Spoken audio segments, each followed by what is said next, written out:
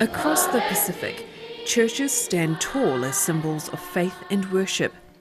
But among so many of the communities that surround them, a darker crisis persists. And so did all the angels, we praise you. You cannot be a Christian, you cannot be a follower of Christ if you are violent. Parts of the Pacific have some of the highest rates of domestic violence in the world. And some experts believe the patriarchal interpretations of the Bible brought by colonizers are part of the problem. It really is amazing how people realize that they've been reading the Bible wrongly. In Fiji, Reverend Sereima Lomaloma is trying to change that. Her organisation, House of Sera, not only provides frontline services to domestic violence victims, she and her team also work with communities and faith leaders to correct what she sees as patriarchal interpretations of the Bible. Well, we actually go to the communities. We get invited to go there and we do workshops on gender equality theology. You want to bring about a change in attitude and behavior in the social gender norms. It's a joy to see the change that comes over them within those days, because within those few days they begin to realize that they really have been misinterpreting it, and then they realize that their behavior is not mirrored Jesus. Jesus was giving his life for others. It's a sacrificial love that is there. But this is the one that has been turned around into being abusive, being violent. That you're a follower of Christ, who really is a God of love, then you cannot be violent towards your partner. If you are, then you are really not a follower of Christ. My faith says no. My faith says no.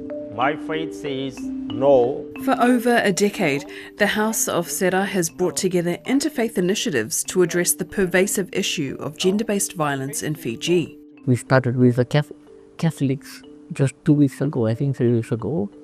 About 25 of them came and, changing attitudes and behavior. Because that's the one that's also going to influence the behavior. The power dynamics that we talk about, where here you are both equal. The successful approach has also rolled out across the broader Pacific. When they heard us talk about what we do, they were really keen to support that. They've asked if we could come there. Reverend Sereima has dedicated her life to helping women, holding a number of senior government roles, including Director for Women and Culture at Fiji's Ministry for Women and Culture and Social Welfare. Recognising the Church's influential role, Reverend Lomaloma successfully advocated for equal representation of women and men in the Church's Synod, its highest decision-making body, opening the pathway for women leaders in the Anglican Church. In 1997, there was a synod. And the synod is a parliament of the Church. Out of a room where the members were, there were about 100 of them. There would have been only 5 women. We actually brought about a change in the church. It meant changing the legislation. So, in order to change the membership, you have to change that legislation. By the time they sat again in 2015, the House of Laity, there would have been about 60 of them. Half of them were males, half of them were females. And the clergy were also the same, about 20 there and maybe 50, 30 males. We are doing yet so that norms will change, gender norms will change, attitude will change, behavior will change, so that there is elimination of GPA.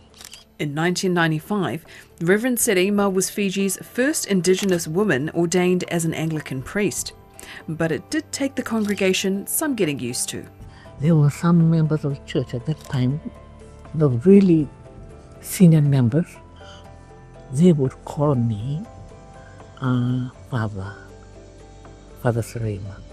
In the beginning, I would correct them, and then I left it because, to them, I think they saw it as it's not a matter of your gender. That's, I think, the title that's given.